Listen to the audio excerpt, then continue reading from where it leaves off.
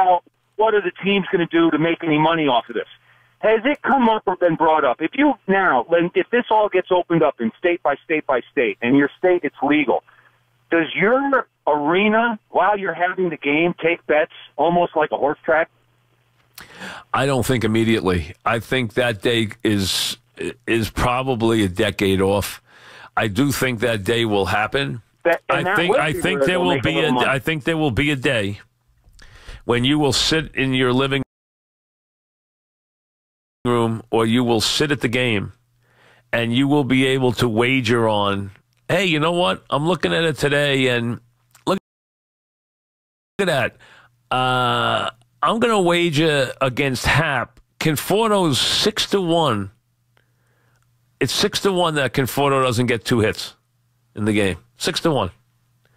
Hey, and I'm going to take that. I'm going to take Conforto and get 6-1 that he gets 2 hits off Hap. Now, I'm going to bet these 3 players are going to combine for 7 or more hits, and you can have every myriad of bet, and you'll be able to do that. And you'll be able to bet if it's a ball or a strike. You'll be able to bet anything you want, and you could do the same thing in every sport. And I think that day will come. And, the thing that will make this successful from the team standpoint and from the idea of churning money is not the big better. That's not what makes this work, is the guy who bets a lot per game. What makes this work is when everybody goes there and throws in a buck and plays. And you have millions of people playing their dollar. And, whether it's playing exotic wages where you want to play an 8-team parlay that day or a 6-team parlay, which means you go to the game and you look up the scoreboard and you got to pick 6 winners.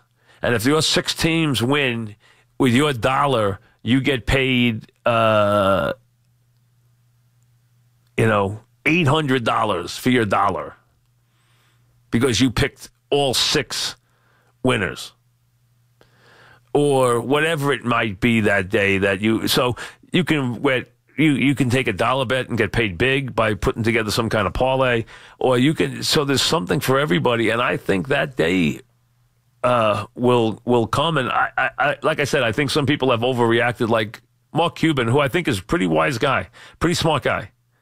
I mean, sometimes he does some goofy things to get noticed, but if you listen to him when he speaks, I watch him sometimes when he talks about business and stuff on CNBC, knows what he's talking about.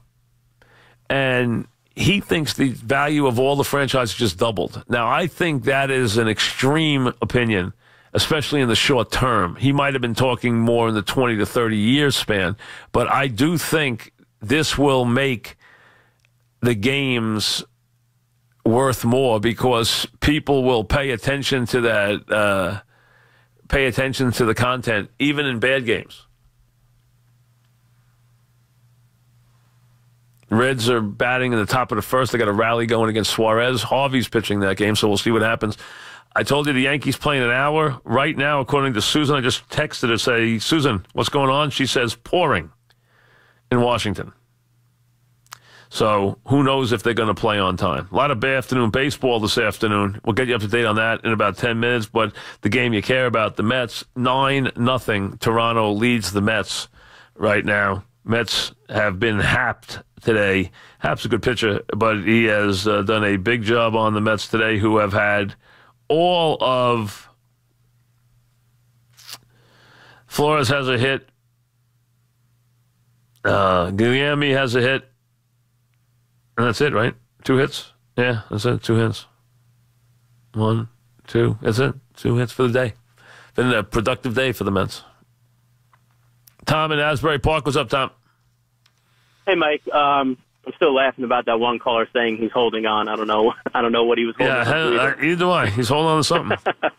But so I was, I know it's early. It's only mid-May, but looking at the Yankees rotation, right. You would like to see more consistency there. And if you look forward 6 to 8 weeks, all else being equal, if everything remains the same, again, they need to add consistency. But if you look at the pitchers, top pitchers, they're all on contending teams. Have you thought about any potential trades, or is it too early to think about? I mean, you can look at Detroit. You can look at I mean, some people are looking at San Francisco. I don't think they're going to trade him. I'm not looking to Kershaw, who would have to turn down, who has a no trade and would have to turn down $35 million a year for the next 2 years, would have to walk away from that after the season.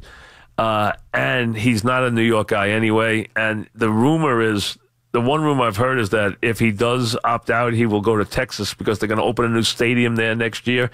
There's no state income tax. He's kind of a cowboy anyway. And if he was going to go somewhere, he'd go there because of the fact that it's, still out west. He can, no state income tax. And, he would maybe go in that direction. They can open a new stadium in 2020.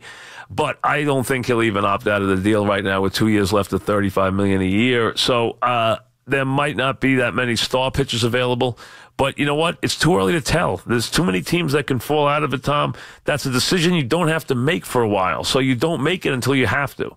The Yankees will fire one big shot when it comes to that pitcher. So they will wait to fire it. Now, they could wind up falling into another pitcher along the way. Either they bring somebody up who gets hot, or they make a reasonable trade that doesn't cost them very much and the guy clicks. That's all possible. But the one big move they're going to make, the one big chip they're going to play this season, that will happen in late July, that move. That move will probably not happen before then. Mike in Glen Cove. What's up, Mike? Hey, Mike, I was wondering, what kind of impact do you think this gambling will have on sports talk radio, where the guy just lost $100 because of a bad call, something that he perceives to be a bad call, is going to call in and just bemoan the fact that they should have? Maybe a little more than we get now, but we get that now, and you get disgruntled calls from people who call up and say the game's fixed. When a guy calls up and says the game's fixed or something like that, that's usually because he made a bet, So, I mean, the Reds are jumping out big on this Suarez. What do they got, 5 runs, 4 runs? They at least have 4 runs, 3-run homer there. So they are at least up. And the Reds have been playing well since the Mets saw them. They lost 2 to the Giants, but they had won 6 in a row before that. Somebody hit a 3-run homer. I don't know who it is, but somebody hit a 3-run homer. Oh, Duvall, he's the best guy in the lineup. He hit a 3-run homer. And now 4-0 before Harvey takes the mound. So let's see how he does today. So what were we talking about? Go ahead, one more time. Go ahead, tell me what we were talking. What were we talking about again? Is he still there? Or he left? Oh, no, he wasn't on the line, Bob. It was Mike down in Glen Cove. He was talking about sports betting, but I was forgetting which party it was because I got mixed up in the Reds. But let's go to Larry in Floral Park. What's up, Larry? Hey, Mike, how you doing? Good. What's happening? Mike, I tuned in at a moment when a caller was berating you for being too negative. The Mets. Wait a second. Hold on a second.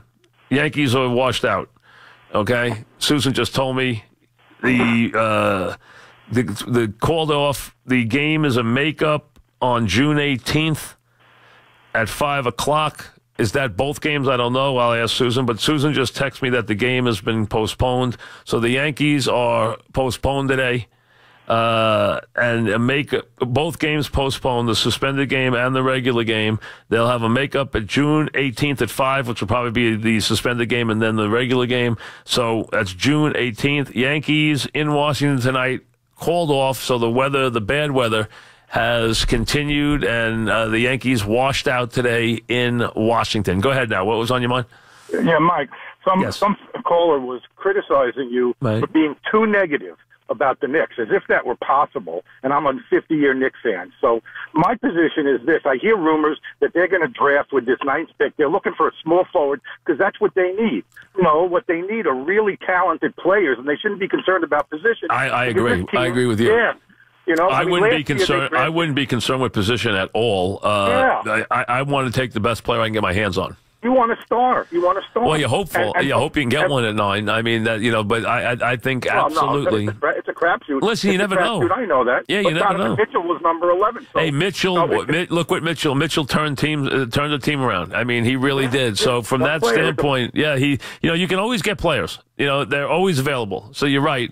Absolutely the case. So the Mets, they wish they had gotten washed out today with the game they're playing. The Yankees, games called in Washington, makeup on June 18th at 5:00. That's probably the suspended game and the regular game. June 18th, 5 o'clock. Yankees washed out today in Washington. They're off tomorrow. They will play Friday. They're off tomorrow. Boone will be with us on Friday. Back after this.